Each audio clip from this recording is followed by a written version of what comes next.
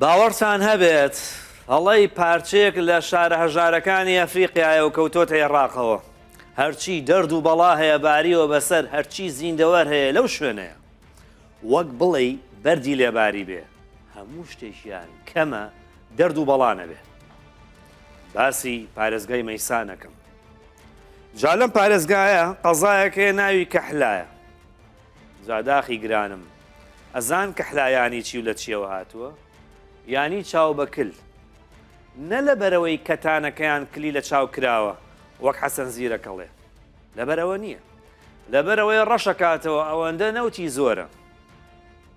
ماڵە ئاوا بێ 100 بیری نەوتی تایە کێ باوەڕەکات 79 لە سەدی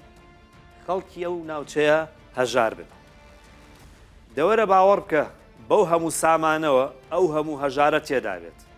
ئەمە کوێ کەحلا ئەزان لەو کەحلایە بەرزترین باڵەخانە تەنیا 9 مەترە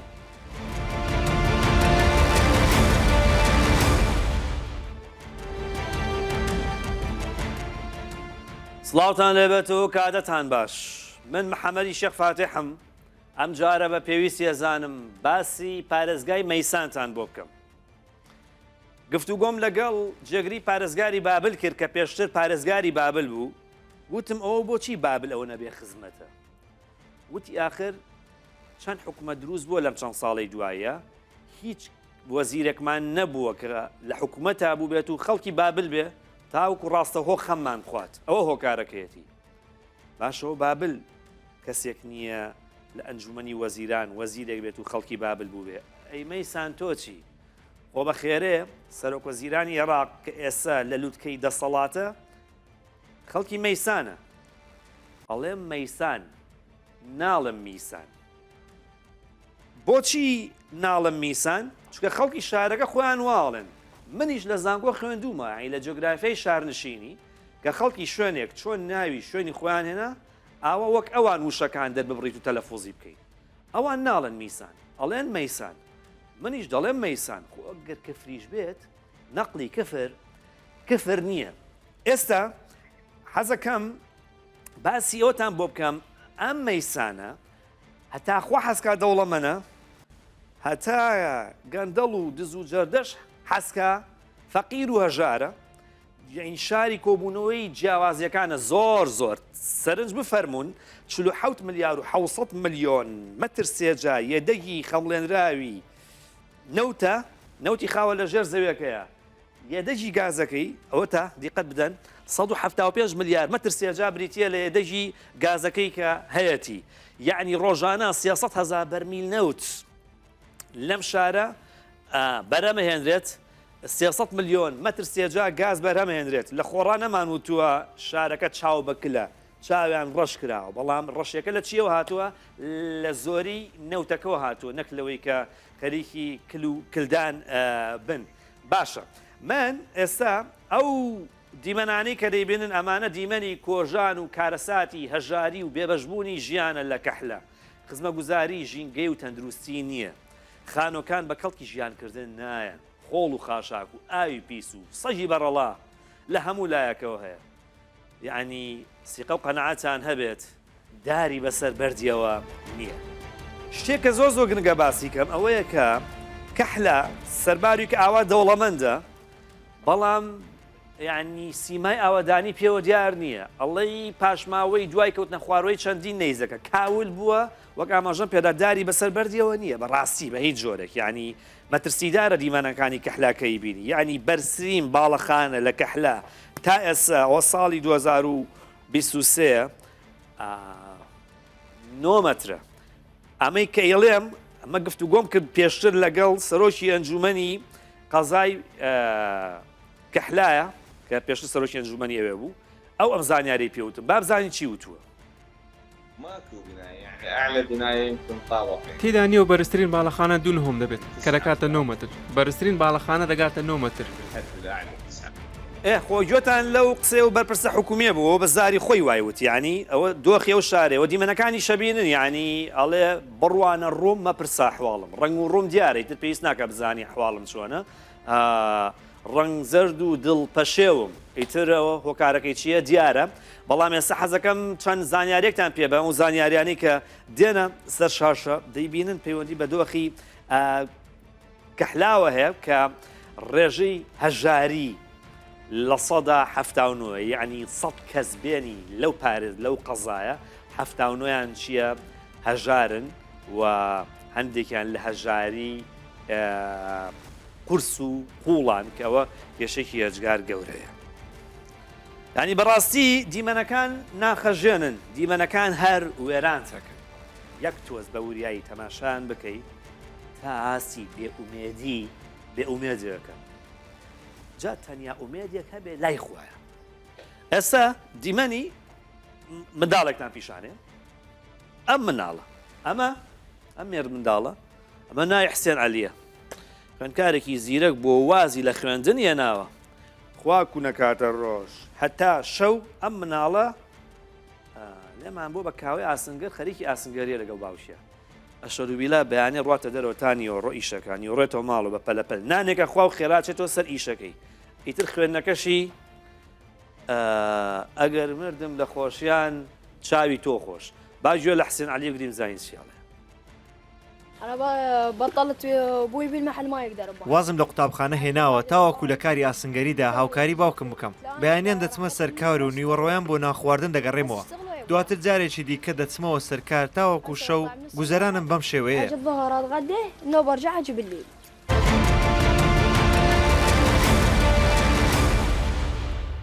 کە خەریکی ئامادەکردنی ئەم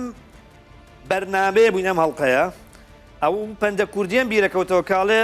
بەڕە لای تەنکیەوەڕێ خۆی بن بە مناڵی ومەزانی تەنچی مەستی تەنچی ئاوە بەس دوای کە گەورە بووم تێگەیشتمە بەستی ئەوەیە کە بەڕەکە لە کوێ تەنێک بوو لەوێ ئادڕێ یعنی ئەڵێ خوا دەرگایەک داخاو سەد دەکاتەوە ئەوە پەندەوەش بەس هێشتا دیار نییە ئەو دەرگایانەی لە مەیسان لە کەحلا سەد دەرگادا خراوە دانێ کراوەتەوە یعنی یەکێک لەو شتانی کە حەزەکەم بۆتانی باسکەم گۆڕانی کەشوهەوا ینی گۆڕانی کەشوهەوا نمونەیەکی ئێجگار مەترسیدارە لێرە ینی سەرنج بفەرمونون ئەوەی پەیوەندی بە مەیسانەوە هەیە 4 دانە ڕووبار وشک بوون ڕووباری دیژلە کە بەوێ ئەڕوا خەریکە بە تەواوەتی وشکە بێ ینی 4 ڕووبار و زۆنگی مەیسان و دیژلە لە 100 ئەوە مەیسانە باشە ببینن یعنی داد و بێدادەتی وێرانە ئەوە هیچ خزمە گوزارەکانی دیکە بەو جۆرەیە ئەوەش بەو جۆرەیە دەبینین کە لە 100 وشک بووە باش من حەزەکەم شتێکی دیکەتان بۆ باسکەم ئەویش پەیوەندی بە خراپی خزمەت گوزاری تەندروستیەوە هەیە لە مەیسان یعنی لەوێ قەیرانی کەمی پزیشکی ددانە هەر دەست ناکەوێت یعنی 10,700 کەس لە خەڵکی مەیسان یەک پزیشکی دانیان بەرەکەوێت هەر 5,800 کەس اینجا دەرمانخانەیشان بەرەکەوێت یعنی پشکی خەڵک لە خزمە گوزاری تەندروستی ئێجگار لە ڕوولاواز و کەمە یعنی 904 قوتابخانە هەیە دوو داتای زۆر سەرنجڕاکێشێ بۆتانی باسەکەم 7 زانکۆ هەیە لەم 7 زانکۆیە 6یان ئەهلیە دانەیشان حکومیە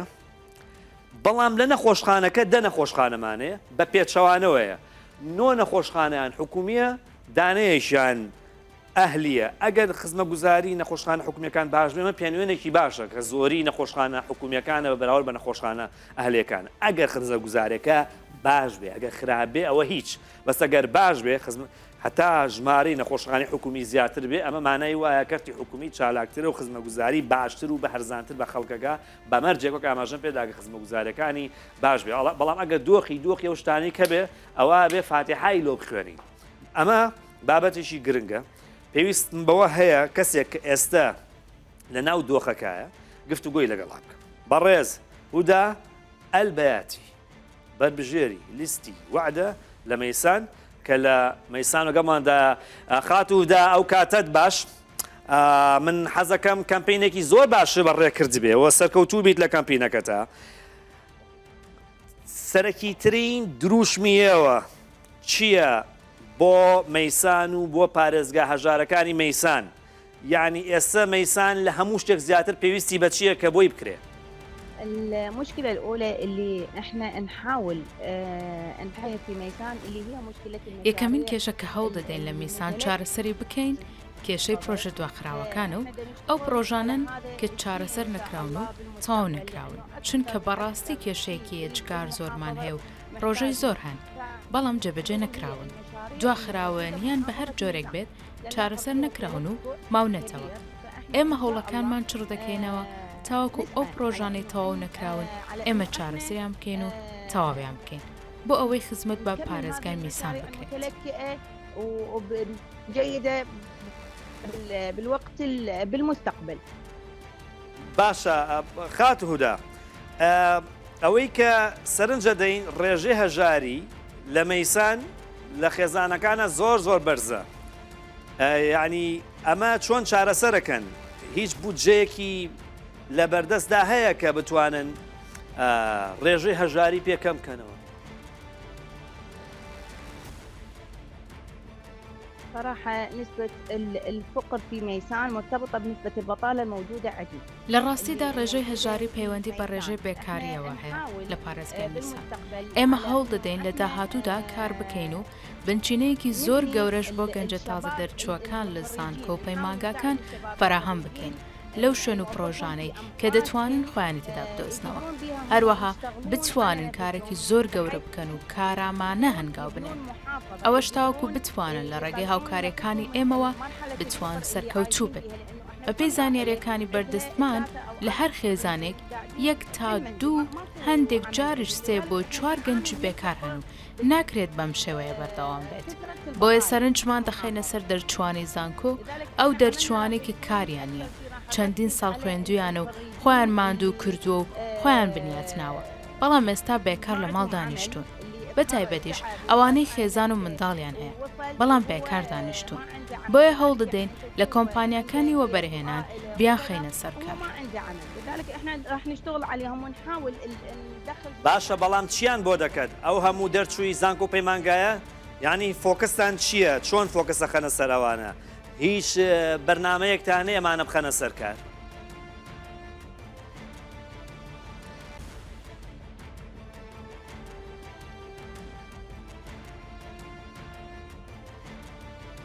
أكيد إحنا نحاول أكيد أكو برامج على إنه إحنا نوظف بەدڵنیاییەوە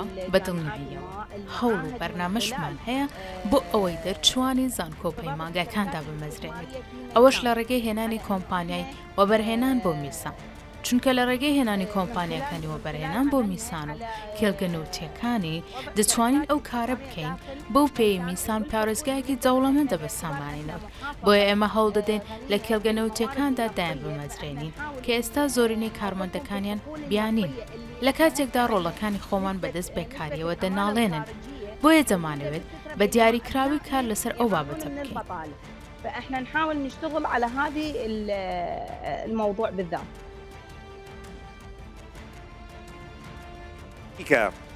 بڕێکی زۆر لە نەوت و لە گاز لە پارێزگای مەیسان بەرەمێنرێت بەشە بودجەی خەڵک لە پێترۆ دۆلار لە گاز چەندە ینی چەندێکی ئەو داهاتە دەگەڕێتەوە بۆ خەڵکی شارەکە ینی پێوەی دیارەکە ئەو داهاتەوەکو خۆی لە شوێنی خۆیان خەرج ناکرێت بۆیە ئەو شارە ئاوا بێ خزمەت و بێکەڵک بووە. صراحة إحنا المواطن الميساني لا إلى نسبة لە ڕاستیدا بەداخەوە هەوڵاتی میسان پشکی نە لە گاز و نە لە نەوت هەیە ئەمەش سەرباری ئەوەی پارێزگایەکی بەرهەمێنەری نەوت و دەوڵەمەندین بە سەرچاوەکانی نەوت. محافظة منتجة للنفط. باشە چۆن ئەی چۆن لە 105 بە گوێرەی بودجە لە 105 داهاتی نەوت و گاز بۆ خەڵکی شارەکە نییە؟ هیچ شتێکی وان نییە و ئەمە تەنیا لە ڕاگەیاندنەکان باس دەکرێت. بەڵێ زۆر سپاس خات و هودا ئەلبەیاتی بربژێری لیستی وعد لە میسان کە لە مەیسانەوە لەگەڵمان نبووی هەر بژیت من ئێستا باسی هیرمان کرد باسی بودجەمان کرد بەشە بودجەی پارێزگای مەیسان لە بودجەی گشتی ساڵی 2023 چەندە و لە بجێ پەرەپێدان چەندە و پشکی هەر کەسێک لەو پارێزگایە لە بجیا چەندە و باداتەکان ئۆکی هاتن زۆر زۆر باشە با بێنێرە بۆی باسی کەین ئەوەی پەیوەندی بە بودجەی گشتیەوە هەیە 421 ملیار دینار پشکی پارێزگای مەیسانە لەو بودجەی کە پەسەند کراوە لە ساڵی 2023 113 ملیار دینار پشکی ئەو پارێزگایە لە بودجێ پەرەپێدانی پارێزەکان پشکی خەڵک ئەگەر دابشکینەوە بەسەر خەڵکە هەر کەسێک 433 هزار دیناری بەرەکەوێت بەڵام ئەم 433 نییە بە پارەی وشکە بیتێ دەست خەڵک ئەم بودجانە بریتە لە چی بریتە لەو پارەی کە خەرجەکرێت ئیتر ئەم پشکە بە ئاوەڕۆ بێ بە ئاوی خواردنەوە بێ بە نەخۆشخانە بێ یان بە قوتابخانە بێ بە مزگەوت بیا بە هەر شتێک بێت بە هەمووی کە کۆیەکەیتەوە کەسێک لە ساڵێکدا بای 433 هزار دینار خزمەتگوزاری گشتی پێشکەش ئەکرێت ئەمانە ئەو شتانە بوو کە حەزم کرد سەوارمە بابەتە باسی کەم ئێستا شتێکی دیکە کە پێویستە باسی کەین ئەوەیە کە چاوەڕێیەکەم بەشکم دێت ئەوە هات هەستیار قادر هاوڕێمە بەن هەستیار هاوڕێی دیێری نیشمە وایە چەند ساڵ بێکەوە ئیشەکەی من و تۆ 15 ساڵە بێکەوە ئیشەکەی لەنەوە یەکتێ ناسیم زۆر خۆشحاڵم جا لەم بەرنامەیە ئەوەی کە دۆسایەتەکەمان دەمەزەر کردوێتەوە هەستیار ئیدیتۆری دەسکی عێراقیە پرۆدیوسەری ئامادەکاریان بەرنامەیە کاک هەستیار با شتێک باسکەین کێشەیەکی گەورەی مەیسان جارە مەیسان تۆش کۆکی لەگەڵمەوە نەک میسان بەڵام هەنە شتێک کۆمان مستێکی پێڵێن هەڵی گشتی خەڵک لەوە چە منیش هەر تاوناوتا بڵێمەوە میسان بەڵام خۆی مەیسانە ینی محەممەد شاسوودانی خۆی مەیسان خۆی واڵێەوە ئیتر تەواو ینی منش لە سەرەتا وتم ئەگەر کفریش بێ نەقلی کفر نییە خوان چۆنیان حەز لێ بوو ئەبێ بۆ جۆرە ناوێن بڵێ ئۆکی زۆر باشە کێشە گەورەکەەوە نیە کێشەیەکی گەورە وەیە کە ئەم پارێزگایە بە پیسبوونی ژینگە و هەواکەی بە ناوبانگە ینی بە تایبەتی پەیوەندی بە فرەدانی و سووتاندنی گازی هاوڵی نەوتەوە هەیە لەسەر ئەمە چیڵی خۆی گازی هاوڵێکی باش نییە بۆ ژینگە ینی هاوڕێکی باش نییە بۆ ژینگە خراپە ئەمە کاریگەری زۆر لەسەر مەیسان هەبوو بەڵام ئەومان بیر بێ کە ئێستا پرۆژەیەک بەرهێنانی تیاکرێک کێشە نییە بەڵێ ئەوا بسووتێ گوشکی تا بۆ بەرهێنان ئێستا یەکێک لە ینی با زۆکرێک گەورەترین پرۆژەی چارەسەرکردنی گازی هاوڵە لە عێراقا لە کێڵگەی حەلفایە ئەم پرۆژەیە کۆمپانیایەکی چینی کە پترۆچاینا سەرەتای ساڵی 2024 ئەم گازەمان بۆ بەرهەمە هێنێتەوە کە 300 مەخمەقە ینی ملیۆن پێسێجایە بەرهەمی هێنێتەوە هەم قەدەم و کە ئەقیاس بەڵێ هەم شارەکە لە دەردەرە گازیە ژەهراوەکانە پارێزیە هەم بەکاری هێنێتەوە 300 ملیۆن پێسێجا کەم نییە ڕەنگە لە دوای 2024 وەکوی کە ئەلان کراوێت ئەو شارە بەو پرۆژەیە بناسرێت باشە ئەمە شتێکی باش بوو ئەخیرە شتێکی دڵخۆشکەمان گوێ لێ بوو بەڵام ئەمە بووە لە بەرهەمێنانی کارەبای بەکارهێنراوە ئەو ترێ ژمارەیەکی زۆر لە وێزگەی بەرهەمێنانی کارەبا لە مەیسان سێ وێزگەی زۆر سەرەکی هەن کە بەرهەمێنانی کارەبایان هەیە بە هەر سێکیان سەر و 1600 مێگاوات کارەبا بەرهەمهێنن طبعا لە سیستمی عێراقا سیستمیشی مرکزیە بۆ دابشکردنەوەی کارەبا لە هەر شوێنە کارەبا بەرهەمهێنرێ ئەچێتەوە سنتەری لێو جاجکە دابشەکرێتەوە سەر پارێزگاکان جا جیاوازیەکە ئەوەیە کە ئەو 1600 مێگاواتە کە بەرهەمێنێ ئەچێتەوە مرکز 750 مێگاواتیاتی لە کاتێکا مەیسان خۆی پێویستی بە 1400 و 1450 مێگاواتەیە یعنی خۆی کارەباکەی تاجەکە خۆی کورتی بوویێتەوە کەمتری بوویێتەوە لەوەی کە هەیەی 4 ساعت 5 ساعت پێم وایە کە کارەبای ئەویان هەیە ینی ڕئیسیان هەیە یعنی ئەوەی شەکە لە کێشەکان هەموو محافزەکان ئەم کێشانێ بەڵام خۆی ئەو 1600 مێگاوات بەرهەم بێنێ و حوسەی پێبنەوە یعنی وەکو خۆیان ئەڵێن نەعەدالەتیشی گەورەی ئەوە دۆخێمان دۆخی گاز و نەوتەکەیە کە هەیە ینی هەمان شێوە بەربژێرە قسەی بۆ کردین ئەڵێت ئەو لە سەدا پێنجی داهاتی پێترۆ دۆلاروانە بەس حیبرون على الورقة مرەکەبی سەر کاغەزە حەچی جەراییدا قسەی ڕاگەیانەکانە ژینە لە ئەرزی واقع شتێکی لەو جۆرە نیە بۆ کارەباکە شەروایە کەسە زۆر سپاس دەکەم بەڵام ئێمە هەندێک قسەی دیکەمان ماوە هەندێک قسەی کورت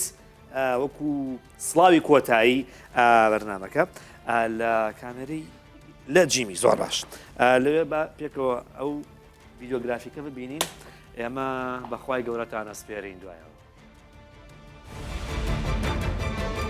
محەممەد شیع سوودانی لاندازیاری چێلگە کشت و کاڵەکانی ئەم شارەوە بازیدا بۆ پەرلەمان دواتر لەسەر کورسی سەرۆگۆزیران نیشتەوە. ژێر زەویەکەی دەوڵەمەندترینە سەر خاکەکەی هەژارترین. ئەوە تا لە ژێرەوە 47 ملیار بەرمیل نەوت و 175 ملیار مەتر سێجاگاز پەنجیان خواردوتەوە. لەسەر خاکەکەشی شاری تێدایە 4 لەسەر 5 هەژارە. هەژارترین قەزای عێراق لەم پارێزگایە. گوزەرانی خەڵک وێران دۆخی ژینگەکەی وێرانتر. وشکە ساڵی دیجلە و 4 ڕووباری نەهێشت.